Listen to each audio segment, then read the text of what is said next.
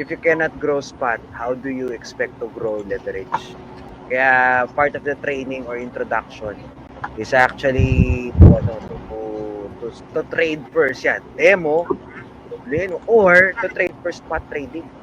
And then make it profitable. Kasi nga, if you can make spot trading profitable, or if you cannot make spot trading profitable, how can you expect to make profit dun sa margin?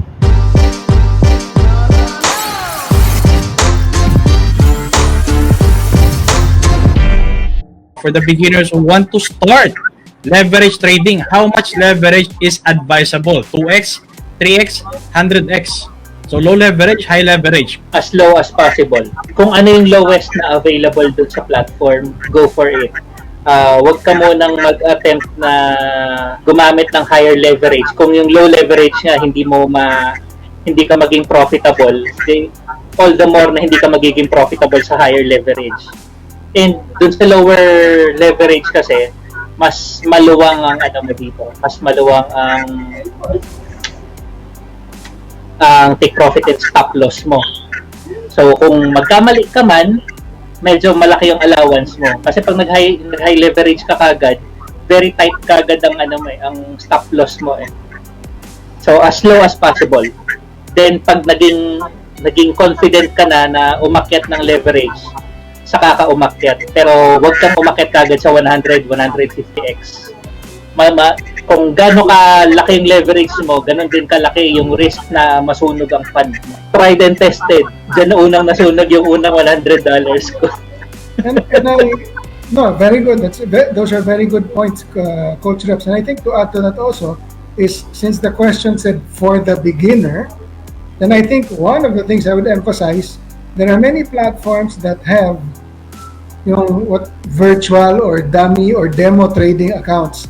Start with that first. Because what is leverage? Leverage trading is essentially spot trading using borrowed funds. So, kumbaga, pinag-iisipan mo na yung umutang nang hindi mo pa sinusubukan yung gumana ng walang utang. Try the demo accounts. Familiarize yourself with the basics. If they offer leverage on the demo accounts, use it, explore. At least pag nasunog, hindi totoong pera.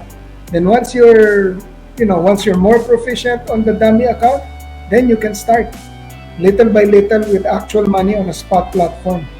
Once you're proficient, then you can move to leverage. But I would certainly not advise go leverage right away if you're a beginner. Kasi the question said for a beginner. So a beginner, you start with spot. In fact, you start with demo.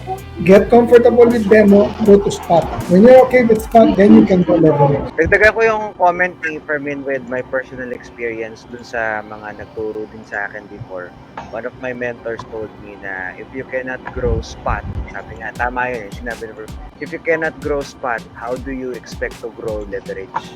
Kaya part of the training or introduction is actually to trade first yan. Demo, or to trade first spot trading. And then make it profitable. Kasi nga, if you can make spot trading profitable, or if you cannot make spot trading profitable, how can you expect to make profit dun sa margin?